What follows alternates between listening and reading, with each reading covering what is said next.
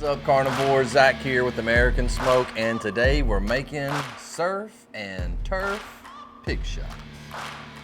Check that out, baby. Look at this squishiness. Ooh, y'all stick around because we're about to show you how I made these right now.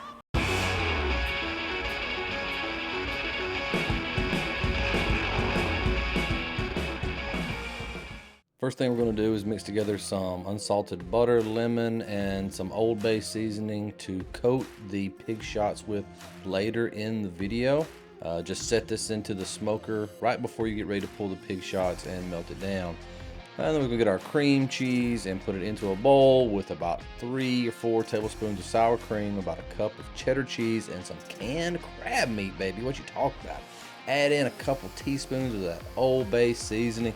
Get it mixed up to where it is silky smooth. I mean, make sure it's consistent. Taste it. If it tastes as good as this did, you're gonna know it's right. Next thing we're gonna do is get our bacon out of the package. We're gonna take a portion of that bacon and cut it in half. Once you've got the bacon in half, open up your sausage. We're gonna get that out and we're gonna cut that into about 1/2-inch sections. That's really all you need. You don't want to go much thicker than that because you want to have a little bit of space around where you wrap the bacon and have some loose bacon, and then you're going to fill that with our cream cheese mixture. So once you've got your sausage all cut up into 1/2-inch pieces, it's time to get out your meat pins or your toothpicks or whatever you're going to use to secure your bacon around your sausage. But don't forget, like I did, that we're also going to season our bacon. So we're going to take that off, lay it down, get it nice and laid out so that at least one side of the bacon is exposed. I would not recommend seasoning both sides because this can get really salty. Today we're using Lane's blackening seasoning to put a good bit of extra flavor onto this bacon. Now it's time to get out the meat pins, get all of these put together, wrapped up, and set on the cutting board. That way we can get into the cream cheese next. This is a slow process. You kind of just have to take your time, but you know, eventually you'll get done. Just like that, we're going to get those onto the cooling rack and get them ready to go into the smoker.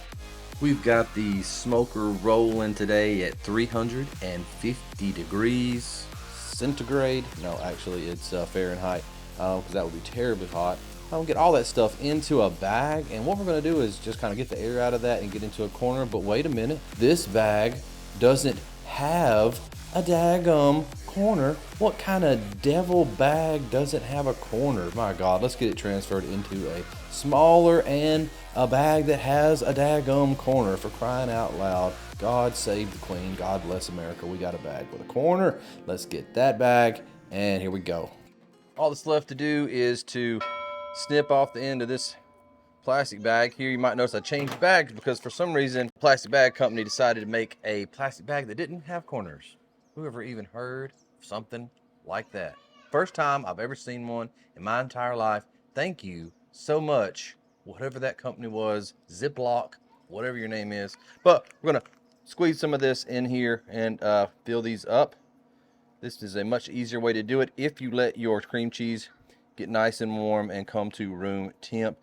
Don't overfill it. Don't think that, oh, it'll pile up and it'll work out good, because what's going to happen is that bacon is going to tighten up, and there might even be a little bit of expansion of the cream cheese once it's heated, and it'll just end up getting pushed out all over the place. Proceed with caution. Do not overfill, and you're going to be fine. I will give you one piece of solid advice when you're making these. Do not let your sausage or your bacon come to room temp.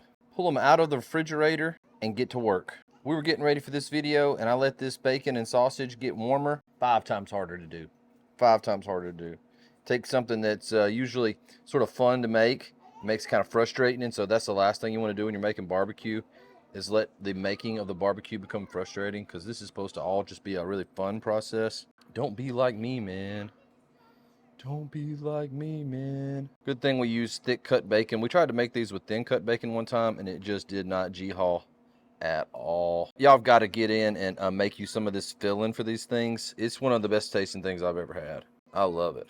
Now, my taste is not everybody's taste, I know that, but if you got similar taste to me, if you've made some of my recipes, and you can trust and you like my tastes, You can trust me on this, and that is this cream cheese and crab mixture. It's phenomenal.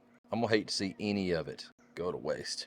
All right, so those all look pretty daggum good. We've got them seasoned, we got them wrapped, we got them stuffed, and now it's time to put them into the smoker and see what it do. We're cooking these today, 350 degrees. We got them on this cooling rack for ease of adding into the smoker and removing from the smoker after the cook. We're looking at somewhere between 30 and 45 minutes, max an hour with this.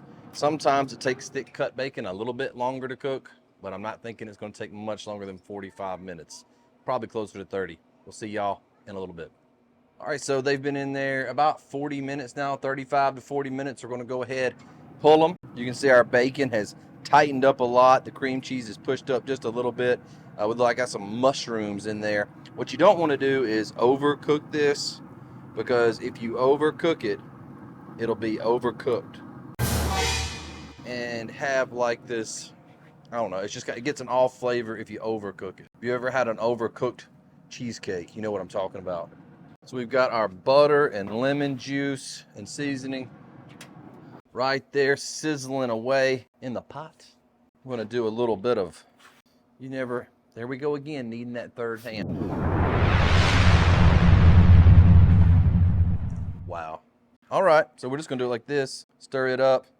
And we're gonna do a little bit of lemon, butter, Old Bay drizzle action, just a little bit over the top of these, just to push them over the top in the world of flavor and deliciousness.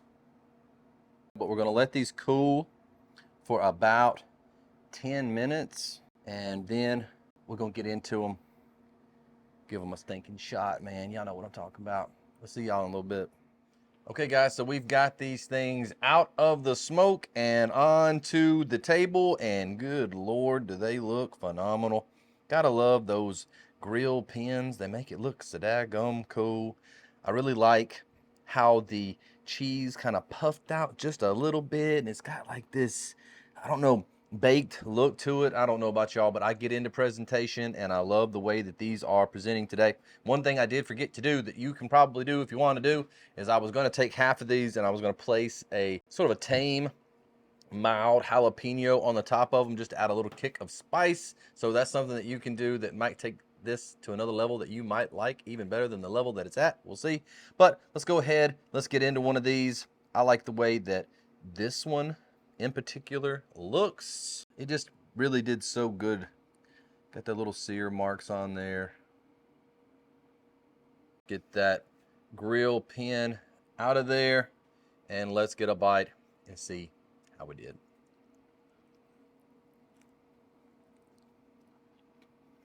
Oh my gosh. Let me tell y'all something. That is something special. If you got any questions about how I did this, let me know. If you make these, come over to American Smoked Carnivores on Facebook, share some pictures in the group. If you have any questions, let me know down in the comment section down below. Thanks for watching, smoke on, and I'll see y'all in the next video.